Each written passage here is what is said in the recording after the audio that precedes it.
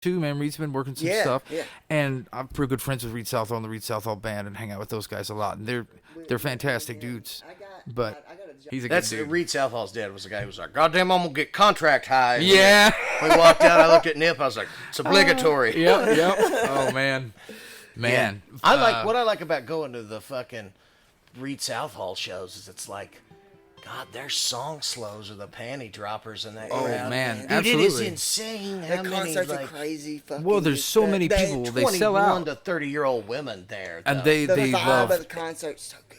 Well, they sing every word back to him for every song, and it's just they're so into his stuff, and some of it I think has to do with his personality and with how he looks and with his hair, and like as much as I hate to say that, like He looks like a fucking man, like he looks like a beautiful Ken doll with long hair or curly. Yeah. I mean, yeah, he's a beautiful man. Whatever turned you on. They're all young. They're all young dudes, and they're all pretty dudes and whatever. And they all have their own style. But they play fucking great, and they're a rock and roll band. And like it's a lot of the stuff they play is the stuff I was playing and listening to when I was in high school, and it just hadn't come around yet. And but I really appreciate like that the people their that songs were ahead of their they're time. Now is the time. Reed writes with a beautiful simplicity that like he gets his words across like without being too wordy and too much, and they like their songs of those slow rockers are their big ones. I know. And it's because he gets that vibe, and he just gets the way his melodies line up sound great with that, and that's what those kids fucking eat it up. And I wish I had that kind of flair. Let me tell you this quick story. Please. One time I was in Florida with my family on just regular straight vacation, and we called an Uber, and my wife and kid were in this like sweatshop. Or beach shop, sand shop. That's not wait. They're working hard. Anyway, so they're in there looking around and shopping, and the Uber driver pulls up, and we had just come from the beach, and he goes, "Are you wet?" Like when I walk up to the cabin, I was like, "I don't know. Are you a good kisser?" And then my wife and kid came out and got in the car, and it was just the most awkward fucking Uber ride I fucking love it. I fucking love it. You a good kisser? Oh man, we should. So.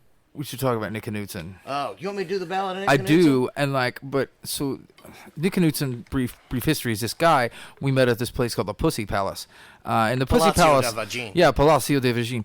I hung out there during right before I went to rehab a little bit. Times were crazy, and we meet this guy Nick Knudsen who comes down from Iowa, and I meet him playing a show with Dylan Stewart in southern Oklahoma somewhere, and he's left-handed. Dylan Stewart's the Maya Angelou of Mud Creek. Yeah, Oklahoma. he's the king of England. The king of England. Anyway, I meet Nick Knudsen, and he's just this lunatic, and we hang out with him, and we play songs, and he's a great dude. He's very smart and very well, he knows how to get his point across. He was a writer or whatever, and he wrote this song called The Pawn Shop Blues. It's fantastic, a bit of American songwriting. He's a great songwriter. It's a beautiful song. And so then Buff writes this song, and I'm on a tour, and nobody's seen after the Pussy Palace kind of broke up, all the chicks moved out.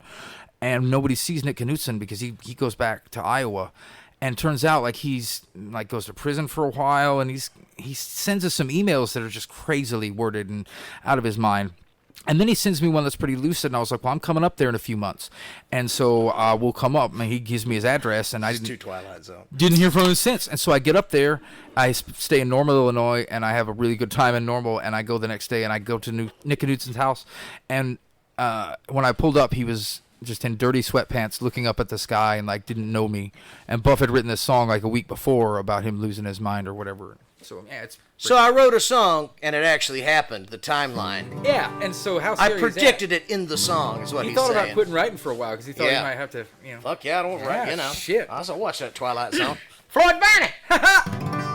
Well, God bless the Midwest. I've seen your plain faces in every edition of your jailbird news, and I've come south of Topeka to the other side of nowhere, seeking the man who wrote the Pawn Shop Blues. Yeah, the last time I seen him, it was down at the Palace on a left-handed 12-string. Yes, nine's what he'd had, and he was singing just like some white boy angel. Had a t-shirt on, said world's okayest dad. And me, I come seeking Nicholas Knudsen. Even though he's a Yankee, he's kindred to me, and he's bound for the edge of the world as we know it, out where a Hoosier can finally be free. out where a Hoosier can finally be free. Well, now the last ones to see him, Cinderella and the straw man. They took a flame to her slipper. They were only chasing ghosts. And he stole $23 worth of Turkish silvers. Yes, and I hear tell he never made it to the coast. He was acquitted on distribution up in Nebraska. Had a Chicago attorney in a 3-button suit.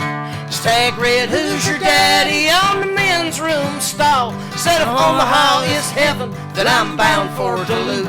And me, I come seeking Nicholas Knudsen, speak of Bloomington girls and Parmenides the Greek. And he's bound for the edge of the world as we know it, out where a Hoosier can finally be free.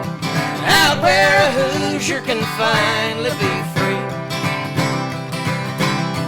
Well, Nick, my friend, it was you that taught me the balance between the coming and the leaving. And the waitress in Ames said you ate half a pie. I bet you give her the line about the Garden of Eden. Get one, Dangerous.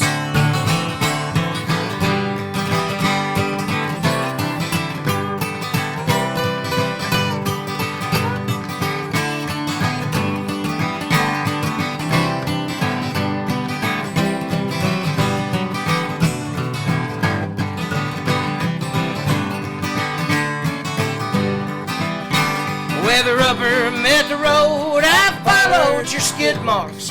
St. Cloud to Fargo, I give up the chase. You must have turned to a screech owl somewhere out there. But I wish you were here so I could say this to your face. Well, brother, your mind's a runaway roller coaster, where the man at the panel slumped over and died. And I wish I was there, yes, with grease in my hair, hell funnel cake fingers, and a ticket to ride. Yeah, me, I come seeking Nicholas Knudsen. Even though he's a Yankee, he's kindred to me. And he's bound for the edge of the world as we know it, out where a Hoosier can finally be free. Out where a Hoosier can finally be free. Out where a Hoosier can finally be free.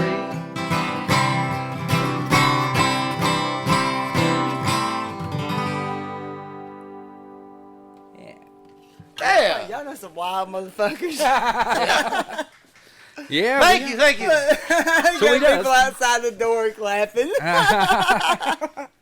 Yeah, every bit of that story is true. Nick, when he was Absolutely. in Nebraska, he had a buddy that had like 30 pounds of pot in his house. Yeah. And this like Nebraska state cop kicked the door in and arrested everybody.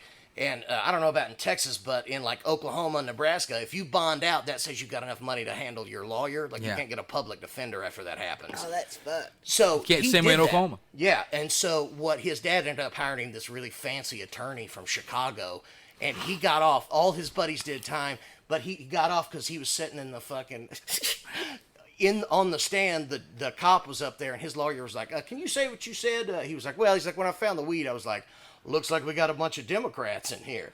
And the cop was the biggest or the judge was the biggest fundraising Democrat in the state of Nebraska. Yeah, and got that's him what off. Got Nick off.